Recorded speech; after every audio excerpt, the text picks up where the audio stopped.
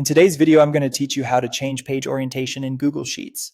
Whether you're working with a large data set that needs more horizontal space or preparing a print-friendly document, adjusting the page orientation can be a simple yet effective solution.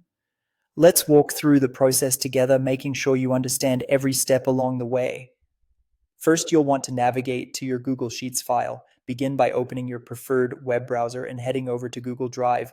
Once there, locate the specific Google Sheets file you want to modify. Click on it to open the document. Ensuring you're in the correct sheet is vital since this will be the document you're changing the orientation for. Once your sheet is open, look towards the top left corner of your screen. There you'll find the File menu, which is the starting point for most of the actions you perform in Google Sheets.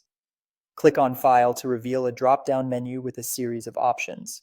This menu is your gateway to features like printing, sharing, and more, which are all crucial for document management.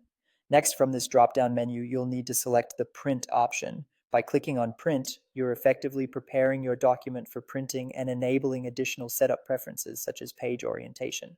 The Print function in Google Sheets is more than just sending a document to a printer. It provides you a preview of how your data will appear on paper, which is essential for ensuring everything looks just right. Once you are in the print window, focus on the right-hand section labeled Page Orientation.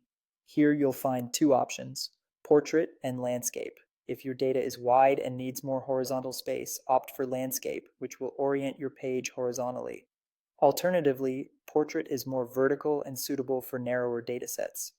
Take your time deciding which orientation best fits your sheet's layout and content.